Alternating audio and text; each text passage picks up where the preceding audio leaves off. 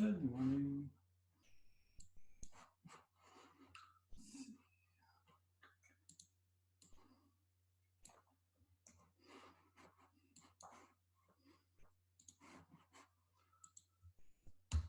There's the chat. I mean, not the chat. There's the link to the attendance in the chat. Let's see if there's something else I wanted to highlight this.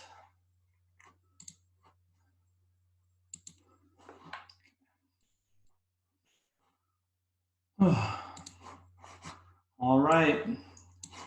We're halfway through the quarter. You guys have any questions? Either about the homework or about things in general.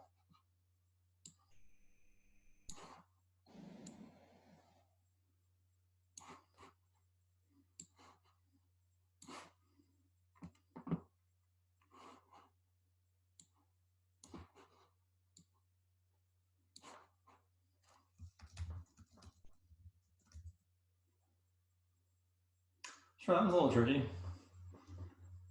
We can definitely take a look at a similar example.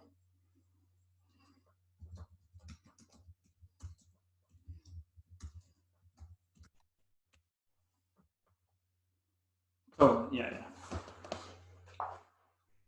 I'll give you two like this, in fact. Oh man, all this black dust is killing me. Sorry, 1 second. Let me see if I can clean up this pen a little bit.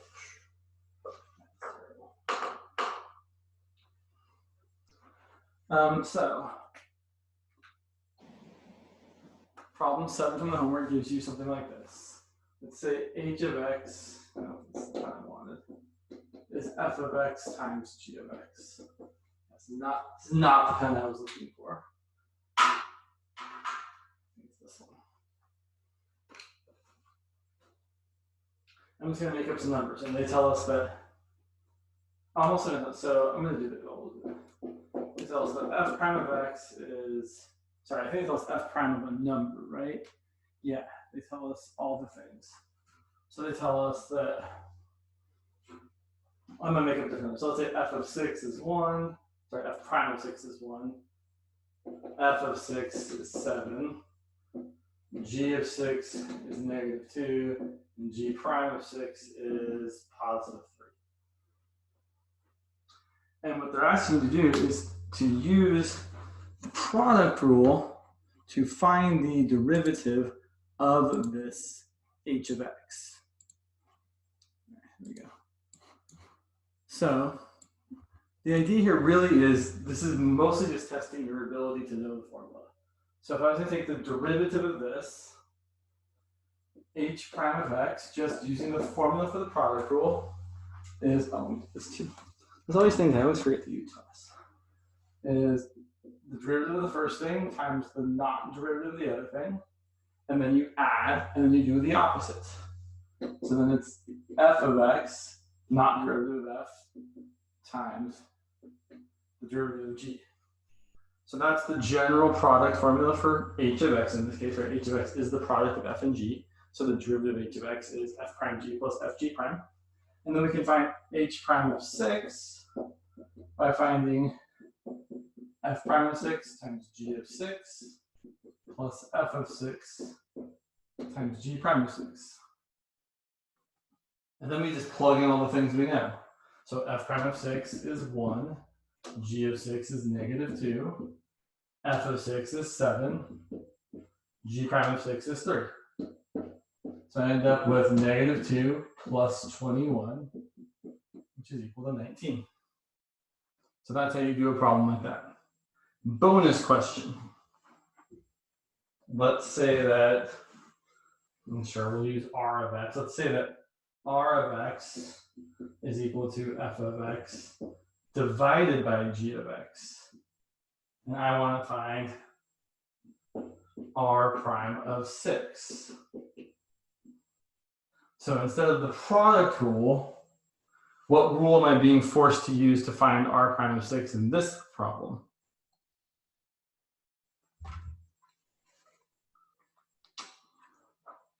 Sorry, I'm leaking water everywhere. Exactly, I'll see the Cauchy rule. So I'm going to use the Cauchy rule. Say r prime of x is equal to, so when I have f over j, I always think of it as the bottom times the derivative of the top minus the top times the derivative of the bottom all over the bottom squared. I know that most people write the top as f prime g minus fg prime, but when I say it in my head, I think of it more as g times f prime. And again, it doesn't matter which order you multiply things in, so either way is fine. And then to find r prime of 6, we're just going to plug in 6. So r prime of 6 is going to exactly be g of 6 times f prime of 6 minus f of 6 times g prime of 6 all over g of 6 squared. And then we just plug in all the things we know. So g of 6 is -2. F prime of 6 is 1. F of 6 is 7. G prime of 6 is 3. Divided by g of 6 squared, which is -2 squared. And let's see, this is -2 minus 21. So that's -2 minus 21 is -23. Divided by -2 squared is 4. So you get -23 over 4. So that's how you would attack a problem like that. I actually think I just did problem 8 essentially. Yeah. So that's an example of problems very, very similar to problems 7 and problems 8 on homework number 4. Are there other questions about what we've done here?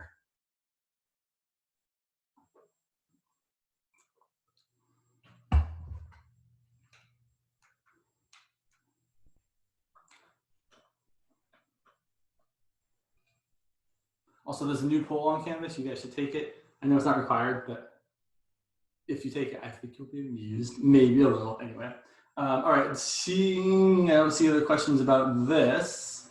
What else? What other? So, are there other questions you guys have about the homework?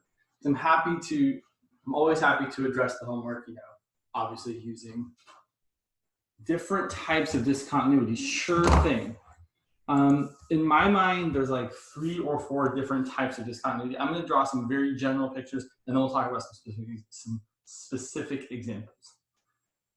So let me draw this. I'm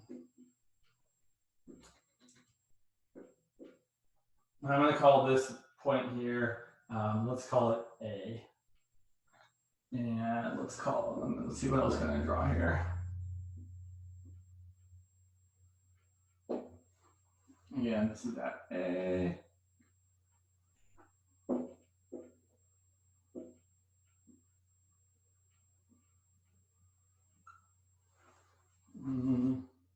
I guess I could do one more.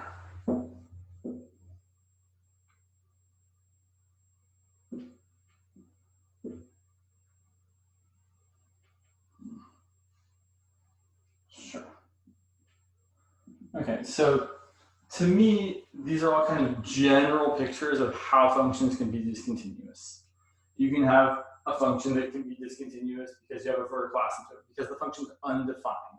Sorry, this function is undefined at x equal to a. The function I'm actually kind of thinking of in my head is something like 1 over x minus 2 squared.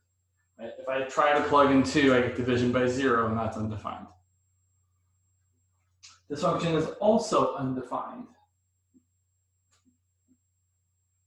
at x equal to a.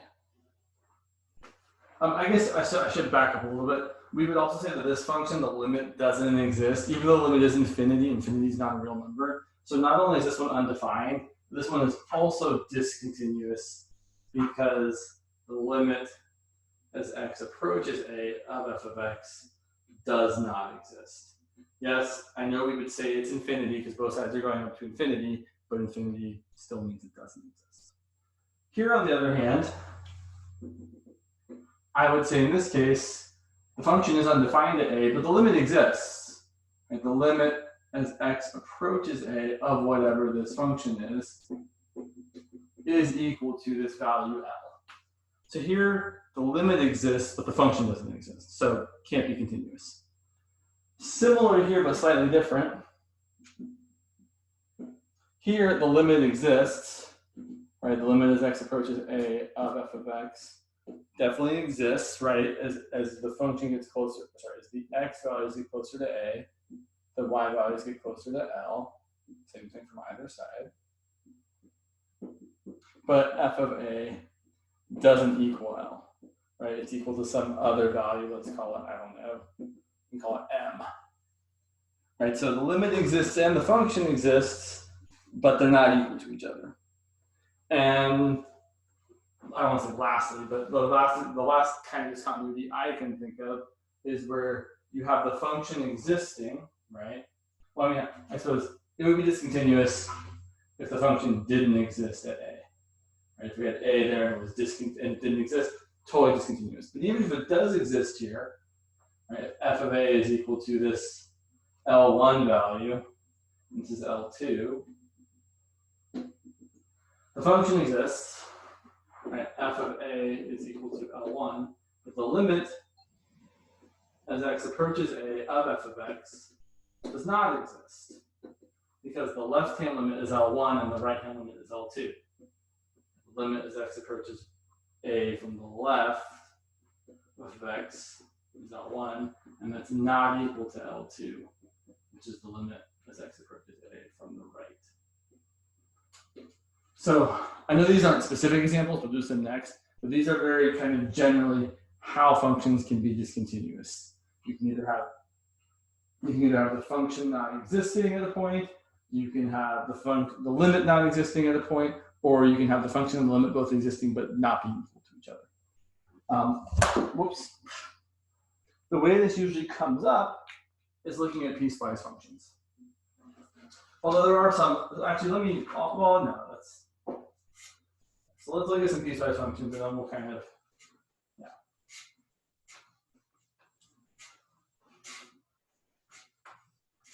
Most of the time, especially if I'm making up the questions, most of the questions that I ask about are usually not discontinuous because they're not defined, right? That always seems kind of like a boring way.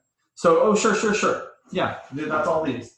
So this is an infinite discontinuity, right? Where you have one or both sides as you approach a particular value going to infinity. This is a point discontinuity, right? We're just discontinuous at this one point. And this would also be a point discontinuity, right? And I'm not sure if these are both the same exactly. I guess, yeah, these are both what are called removable discontinuities or point discontinuities, because if you just move one point, like you fill this in, you fill that in, it becomes continuous. And this is an example of a jump discontinuity, where you're going along this way, and then you jump up here. So those are what those three different things mean. So a jump is when there's literally like a jump in the graph. A point discontinuity is you could fill in one point and make it continuous. And then an infinite one is where you have like a vertical asymptote. Let's look at an example.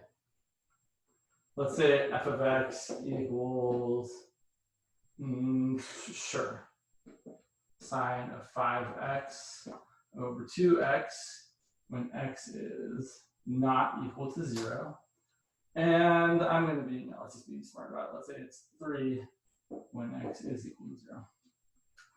And so I'm going to ask about continuity. So typically, the place you're concerned about continuity on a piecewise function is where things are changing. So really, we're only concerned about continuity at 0.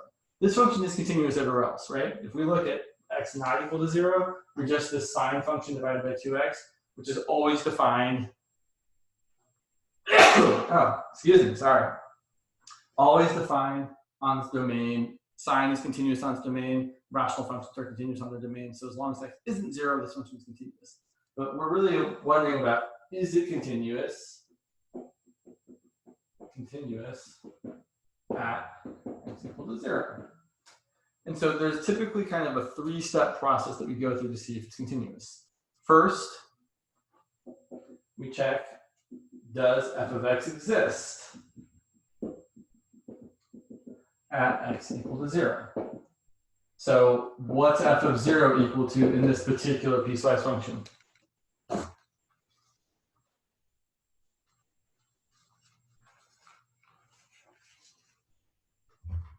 Yeah. Exactly. They give it to you. F of 0 is 3. Okay, the second thing we have to look for is, does the limit exist as x approaches 0 exist?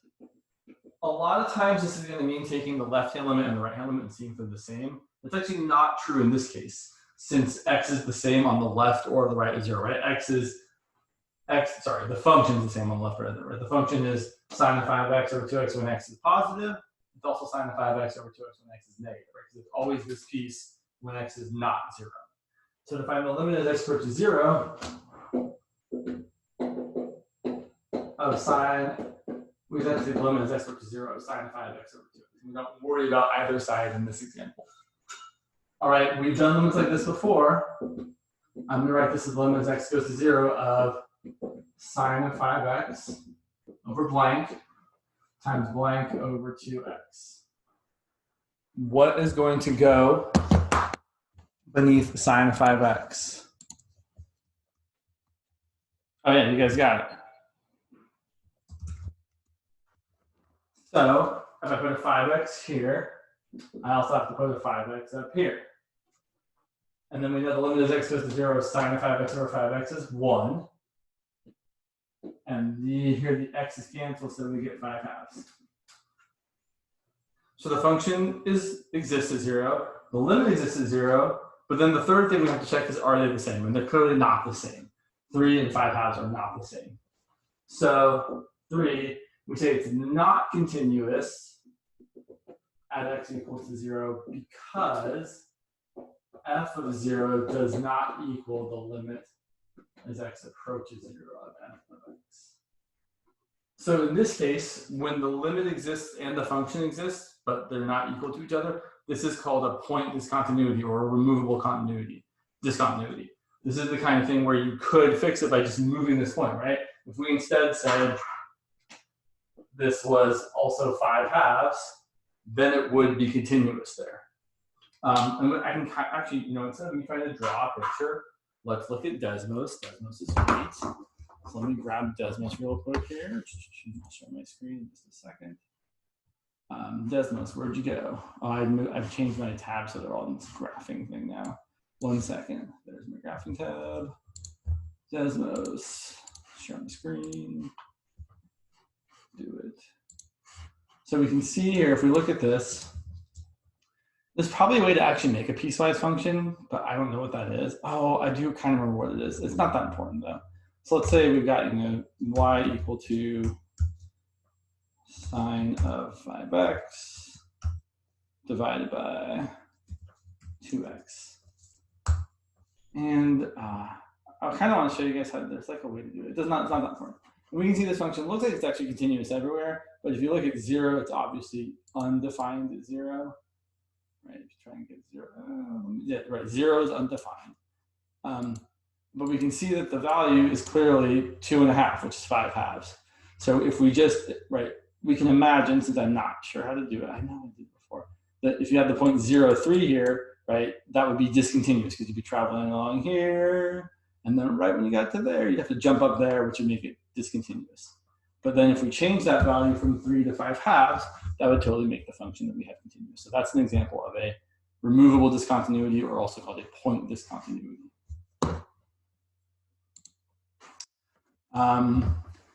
Yeah, oh yeah, sure. So let me send the attendance link. Let me do one more discontinuity question, and then I can definitely look at problems 2 and 3. I don't remember what they are exactly, but I will definitely look at them.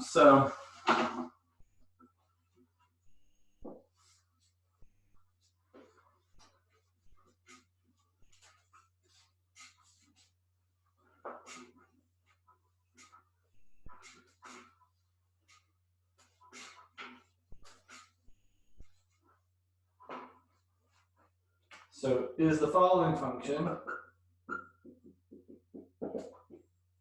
let's see, what do we got here? Square root of x minus 7 when x is less than or equal to -2. Sure. Sorry, 1 second here.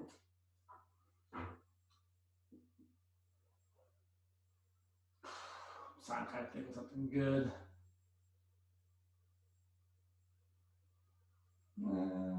Sure. 3 minus. Sorry, my brain doesn't want to come. Oh, let's make it easy. X squared minus 1 when x is between -2 and, sorry, I shouldn't be bigger than equal to. It's bigger than -2 and it's less than 1. And then, sure, the 2 to the x when x is bigger than 1. All right, so is the link working for you? Oh, I think the permission thing has to do with not being logged into the right account. Like, I think you might not be logged into your UC Davis account, Alejandra. I think that's the issue with different student had before. So try and see if you're logged into the right account. Otherwise, I'll take care of it in the end. If you can't seem to get there, it's fine. So is this function continuous at x equal to 1? And if it's not, and the follow-up question is, if it's not continuous, what kind of discontinuity do we have? So let's check the 3 things. Does f of 1 exist? Well, yeah, f of 1, I started at 1 and then started at -2, it's fine, we'll do -2 next. So f of 1 is, well, I'm gonna, so actually the way I've written it here is f of 1 doesn't exist, right?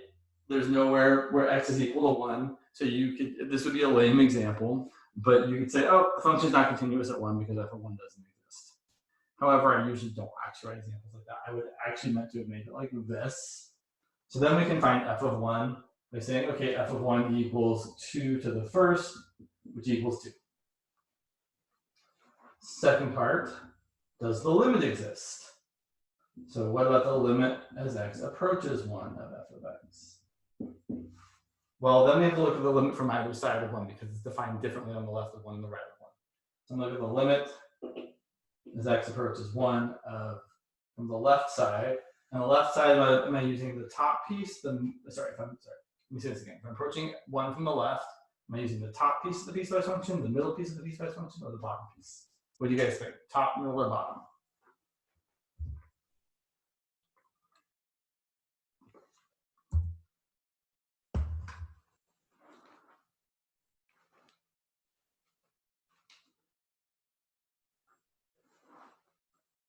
So top's not a bad guess because you are left of 1 there, but I want to be left of 1 and just next to 1. And the problem with the top piece is that I'm left of 1, but I'm only getting up to -2 with that piece. So I actually, instead of wanting the top piece, I actually want the middle piece. The reason why is because that's where x is less than 1, but just close to 1. So if I'm approaching 1 from the left, I should really look for the piece that says x is less than 1. So I'm going to use that piece of the function. And then to evaluate the limit, we're just going to plug in 1. So plugging in 1, you get 1 squared minus 1, which is 0. Then we're going to look at the limit as x approaches 1 from the right. So the limit as x approaches 1 from the right. Okay, same question, you guys. If I'm doing x approaching 1 from the right, that means I'm bigger than 1. Am I using the top, the middle, or the bottom piece if I'm bigger than 1?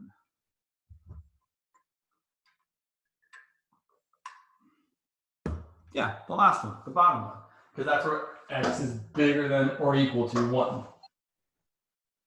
And the limit as x approaches 1 of 2 to the x, which is, I'm just plugging in 1, right? We take the limit just by plugging in, and you get 2. Are these the same? No. So that means the limit does not exist. And if the limit doesn't exist, because the left-hand side and the right-hand side aren't the same, what kind of discontinuity do we have? Is it a removal discontinuity? Is it infinite discontinuity? Or is it a jump discontinuity?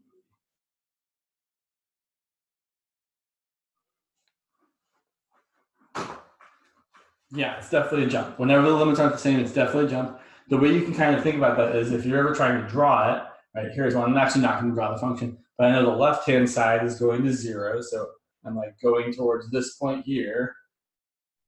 And then the right-hand side is going towards 2. So I'm doing something like that. Clearly, we're jumping from one to the other. So if the limit doesn't exist because the left and right hand side don't match, it's always a jump discontinuity.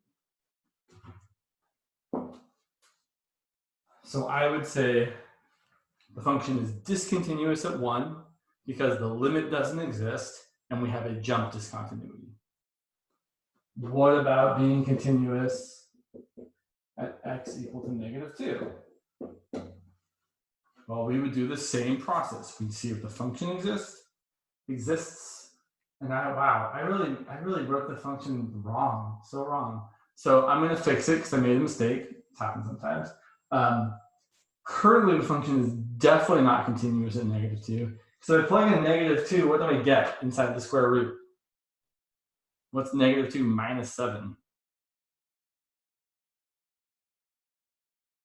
Not quite 0. It's a little bit more negative than that. Yeah, it's -9. And what's the square root of -9? Not a real number.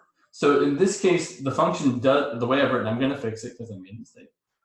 The function doesn't exist at -2, so the function would be discontinuous at -2 as it's currently written.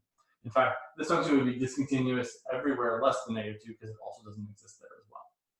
I meant to write it as as 7 minus x, but I made an error.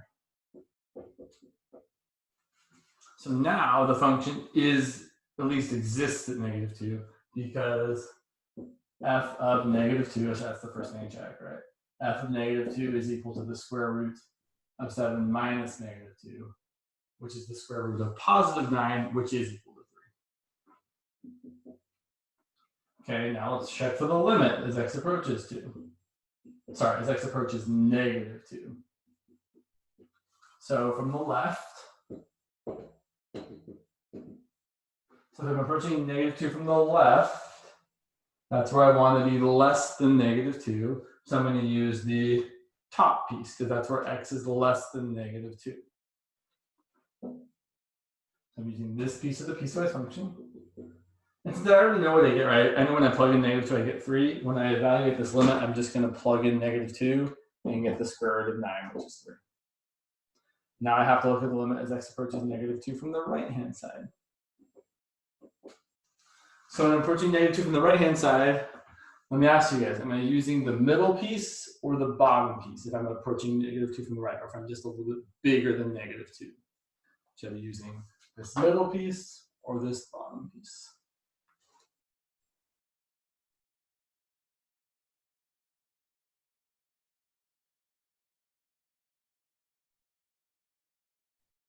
Yeah, the second one. Sorry, I'm like playing. I'm like, ooh, I'm barely on camera.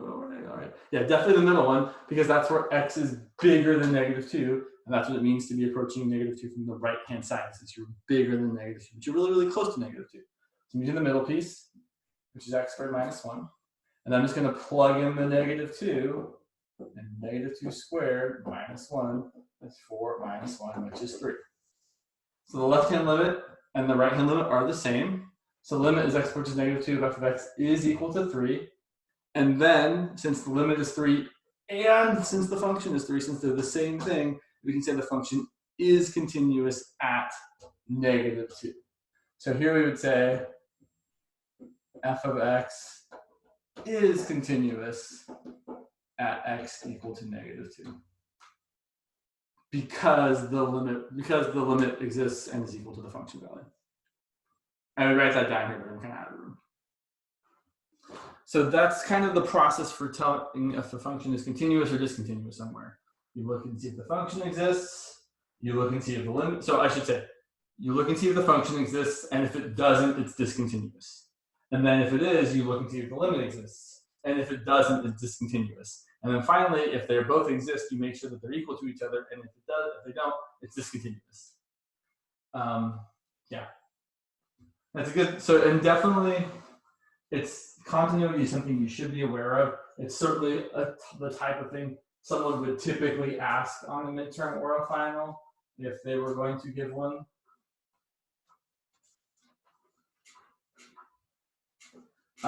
This type of question, especially here, like where you have a piecewise with 3 parts, it's usually like continuous at one spot and not continuous at the other spot. That is a pretty standard type of continuity question on an exam.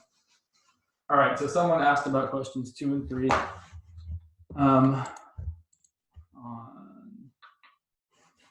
homework. Let me take a look here to. Oh, so we definitely talked about an example like 2 last time, but we can definitely do another one. So let me remind you, and I really, gosh, I don't love the notation, but let me think about it for a second here. So here's what I want to say, and I'm going to use, what function I want to use? I'm going to use cosine. So let's say g of x is equal to cosine of x. And I want to find, I don't know, I'm going to try and make it a little bit more interesting. I want to find the, I don't know, 115th derivative of cosine of x. So here's how I would do it. And I feel like, I don't know how much you really grade your homework, but here's how I would write my answer to a question like this. I would say, I know that every 4th derivative of cosine of x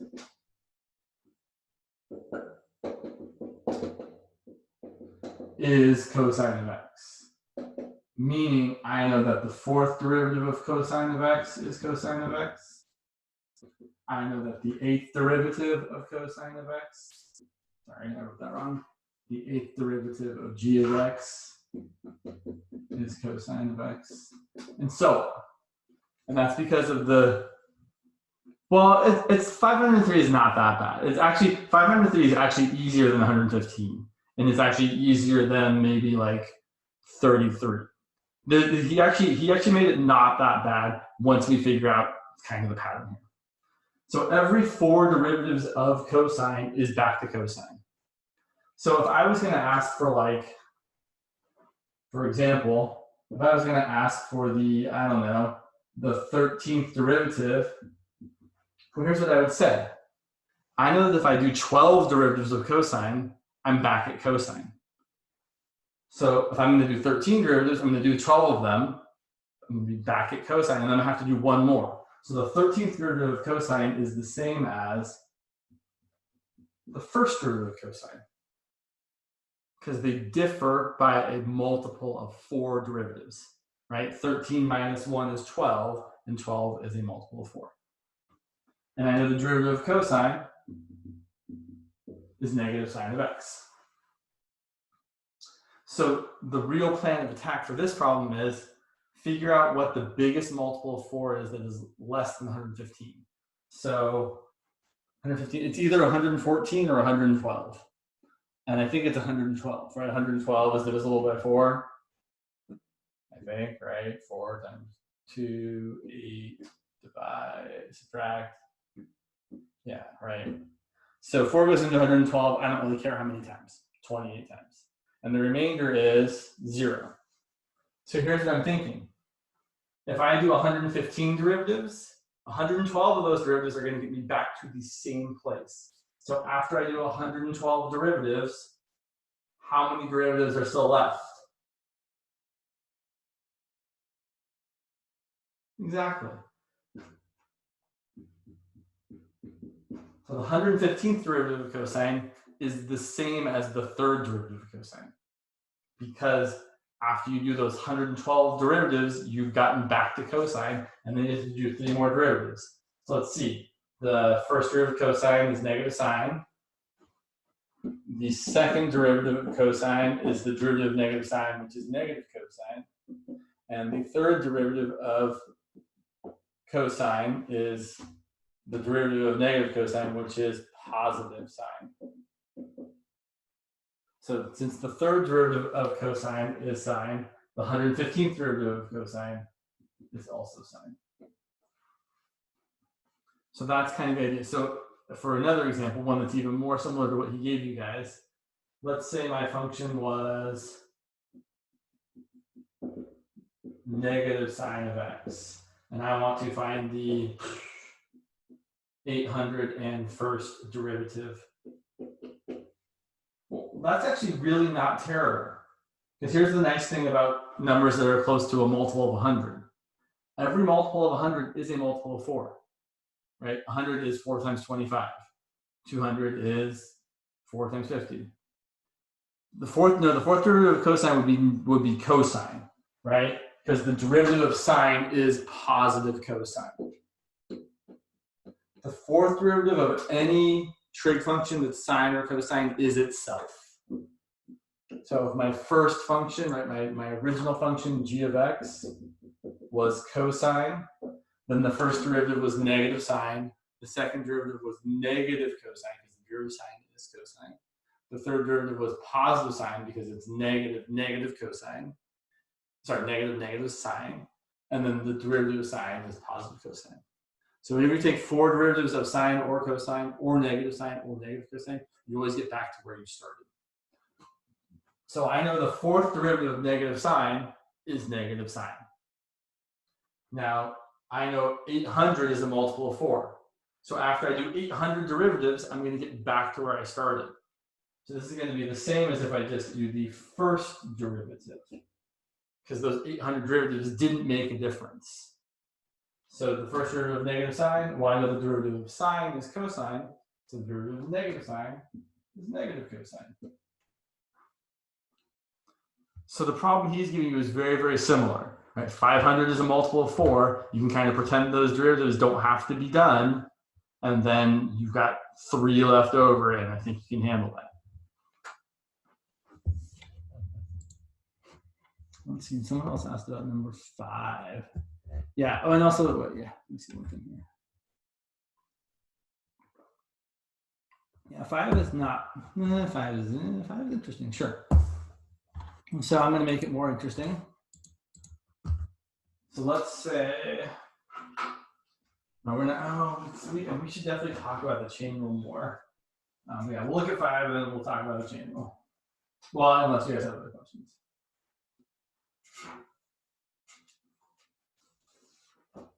So let's see here. 5, the actual question 5 is find the third derivative of the square root of x plus e to the x times sine of x, which is going to be kind of gross. I'm going to make it a little bit more fun. I'm going to say my function g of x is the cube root of x plus e to the x times cosine of x. Yeah, plus. We'll make it a plus. And I want to find the third derivative.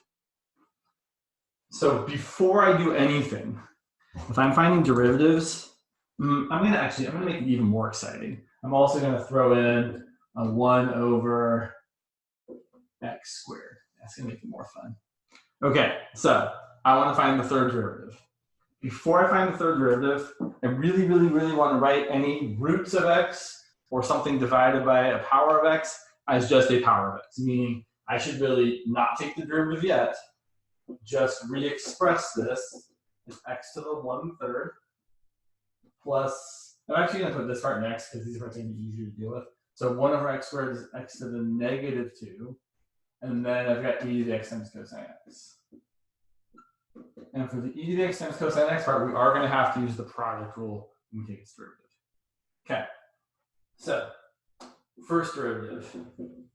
For these two pieces, we're just using the power rule, which says the derivative of x to a power is you bring down the power, and the new power is the old power minus 1, which we'll simplify in a minute, but that says 1/3 times x to the 1/3 minus 1. It looks like it's hard to read there. Let me rewrite that just so everyone can make sure it's somewhat more visible. So that's to the 1/3 minus 1 power. Same deal here. The -2 comes down, so we're going to have -2 times x to the -2 minus 1 power. Plus, here we have to use the product rule. So the derivative of e to the x is e to the x times leave cosine of x alone plus e to the x left alone. I know it feels kind of weird because e to the x and the derivative of e to the x are the same. And then times the derivative of cosine is the negative sine of x. And I would recommend simplifying this bit. So again, so this part right here, this is all the derivative of that product. Okay, let's simplify it a bit. So I've got 1/3 times x to the 1/3 minus 1 is -2/3. And then I've got -2 times x to the -2 minus 1 is -3 or 3. And then this, you could probably leave as is. You might write it as e to the x cosine x minus e to the x times sine of x. Something to be aware of if you do that, though, is that when we take the derivative of this part using the product rule, it's going to be minus all of the things that are added together. So we have to distribute the minus sign. So we have to be a little bit careful. I might write some parentheses around that. Okay, let's do the second derivative. Sorry, second derivative.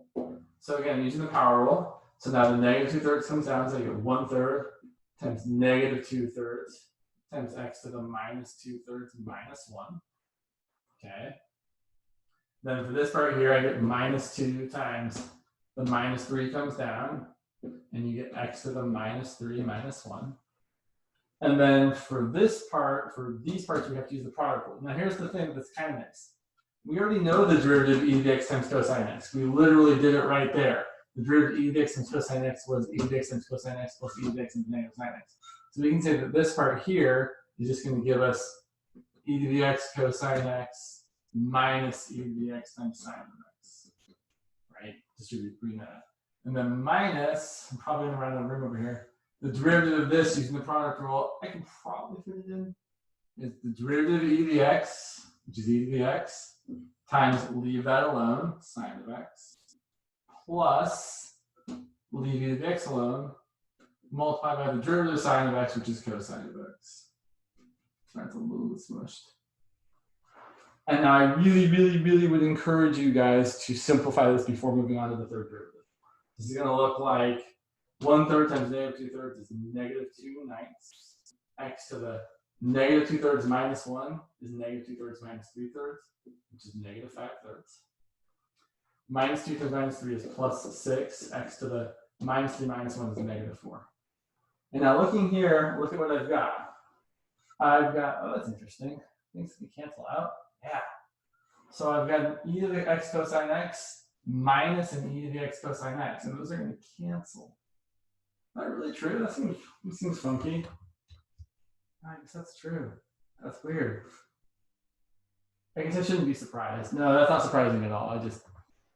I should know better. And then I've got a minus e to the x times sine of x minus another e to the x times sine of x. So I really got a minus 2 e to the x times sine of x. I want to stress how important this is, right? If we didn't do this, and imagine a similar thing happens in your actual question. If we didn't do this, our next step, we'd have to do the product rule 1, 2, 3, 4 times for those 4 different pieces. But by simplifying and seeing things cancel out, we're only going to have to use the product rule once in this next step, which is way better. So definitely take the time when you're doing repeated derivatives to simplify each step before going on to the next step, because it does make a difference. Okay, finally, the third derivative. I think we can fit it all in here. So I'm going to get negative 2/9 times negative 5/3 times x to the negative 5/3 minus 1. You were also, like, you could totally simplify this right away. Like, you could say this is going to be 10/27 times x to the negative 8/3. But if you're not comfortable with that, definitely write the steps down. All right, then we get plus 6 times the negative 4 comes down, times x to the negative 4 minus 1.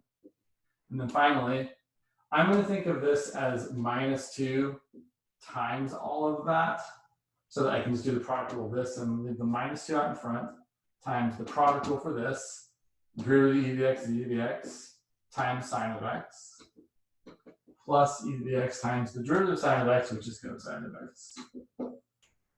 And I probably should simplify this. I'm going to write it up top, just so you guys can see it all. So the third derivative here, just doing the simplification, negative 2/9 times negative 5/3 is positive 10/27 times x to the negative 5/3 minus 3/3 is negative 8/3. And then 6 times negative 4 is minus 24. X to the negative 4 minus 1 is x to the negative 5. I just do the minus 2. You get minus 2 e to the x times sine of x, minus 2 times e to the x times cosine of x. And although it's kind of a giant pain, that is your third derivative. But definitely, especially so when you go from when you get to the second derivative here, simplifying all these product rules, some stuff should cancel, I'm pretty sure. So make sure you do that simplification so that your third derivative isn't really awful. Yeah, it's a good question. All right, we've got just a little bit more than 5 minutes left. Let me make sure you guys got the attendance form again. Are there other questions? Or should I talk about the chain rule a little bit?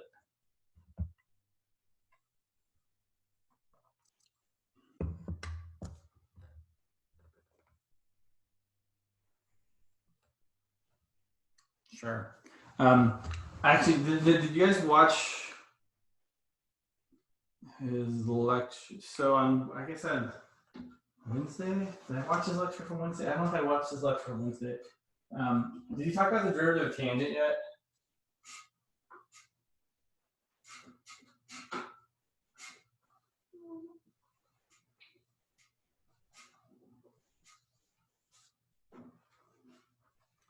Okay, let's see. So let me say a couple things. So the chain rule, what was I going to say about the chain rule? Okay, so last time we talked about the chain rule a little bit, and I left you guys with this. I said that the derivative of f of x to the nth power is equal to, basically you take the derivative of the outside function.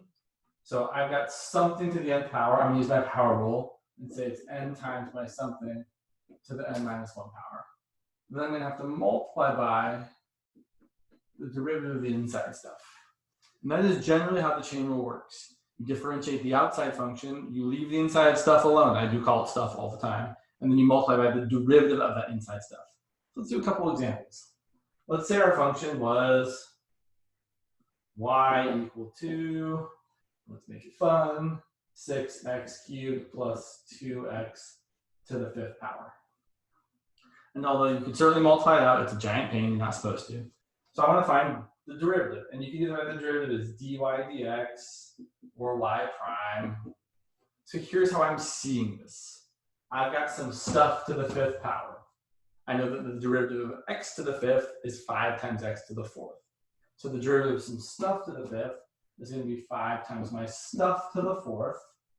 But then I have to multiply by the derivative of the stuff that's in here.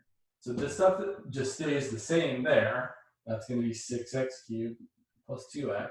But then we have to multiply by the derivative of that. Right, so maybe I can do it like this, right? It's going to be the derivative of the inside stuff. It's going to be a 12, not 12, 3 times 6 is not 12, it's 18. That's going to be an 18x squared, right? Because the 3 comes down, you get 18 times x to the 1 less power. Plus the derivative of 2x is just 2. Or you can even think of it, it's 2 times 1, which is 2 times x to the 0th, x to the 0th is 1. So this is how the chain rule works, right? You get, the 5 comes down, you get 5 times your stuff to the 4th power, and then you multiply by the derivative of the inside stuff.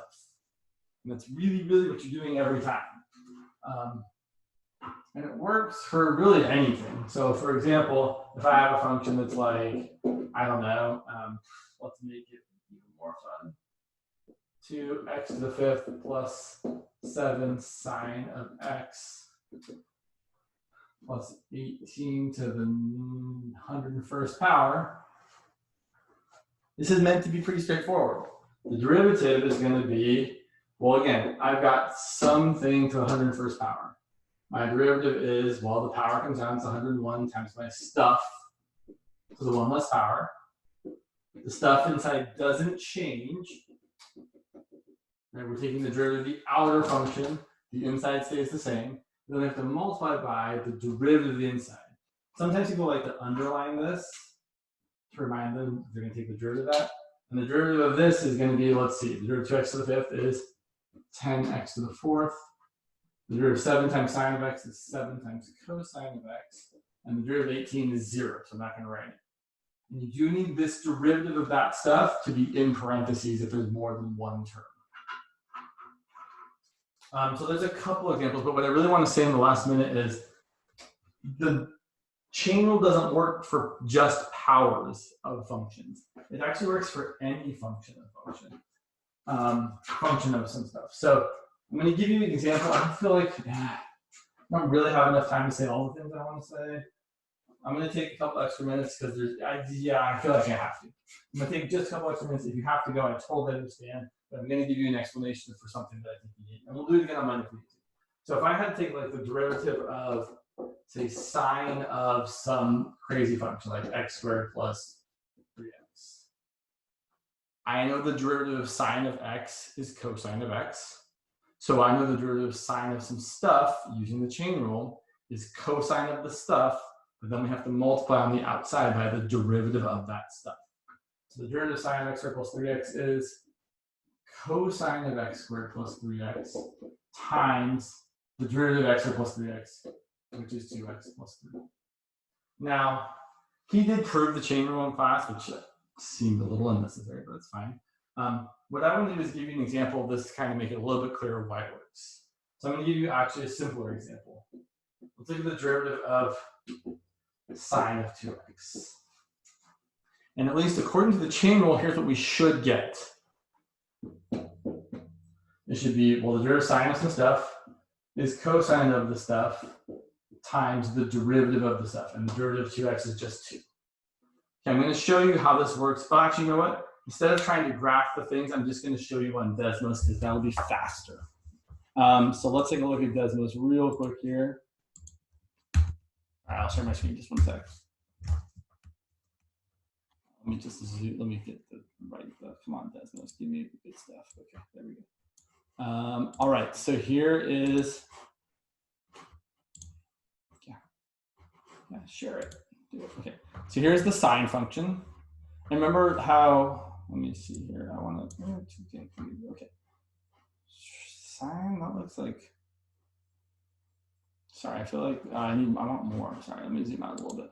There. So there's one period of the sine function, right? From 0 to pi, 2 pi, one period. And now the way we did the graphing of the derivative, we said, okay, right here, the slope of the tangent is 1. Right here, the slope of the tangent is 0. Right here, the slope of the tangent is -1. Right here, the slope of the tangent is 0. Right here, the slope of the tangent is 1. And so we graphed those points, and then we saw that the derivative was cosine of x, right? Where the y values are the derivative values. We're going to do the same thing for sine of 2x. And now here's what I want you to see. I'm going to turn off these other graphs. So here's sine of 2x. And sine of 2x is the same as sine of x, except the period has been cut in half. And the period now goes from 0 to pi. You get a full period. And now here's the thing. If I look here, the slope of my tangent line isn't 1 anymore. The slope of the tangent line is actually steeper. It's a positive 2. So here we get a tangent line with a slope of 2. Here we have a tangent line with a slope of 0. Here at pi over 2, we get a slope of a tangent line with -2. Here we have a slope of a tangent line with 0. And here the slope of the tangent line is positive 2 again. And that exactly corresponds to this graph. 2 times cosine of 2x. Right, where if we look here, oh yeah, look. The slope of the tangent line is 2, the y value is 2. Here, the slope of the tangent line is 0, and on the purple function, the y value is 0. And at this point here, the slope of the tangent line is -2, and on the purple graph, the derivative graph, the y value is -2. And here, the slope of the tangent line is positive. Sorry, here, the slope of the tangent line is 0, and here, the y value is 0. And finally, at the end of the period, the slope of the tangent line is positive 2, and up here, the y value is positive 2. So that's kind of one example. Hopefully that helps you kind of see, oh yeah, if I take the derivative of sine of 2x, it's not just cosine of 2x, it's cosine of 2x times 2, because the y values have to get bigger to account for the slope of the tangent lines. So hopefully that at least helps you guys a little bit believe the chain rule actually works. But what I really want you to remember is that, so one last example here, if you're taking the derivative of some function of some stuff, well, you look at the outside function. The outside function is cosine. The derivative of cosine is negative sine.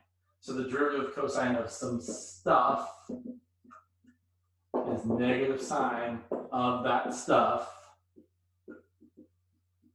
times outside of that, the derivative of that stuff. So here we would put x cubed plus sine of x, and here we would put 3x squared plus policy of sine of x. We can definitely talk more about the chain rule on Monday, but I should definitely end it there because I'm out of time. All right. See you guys on Monday. Hope you have a nice weekend. Make sure you fill out the attendance. You're very welcome. Of course, anytime.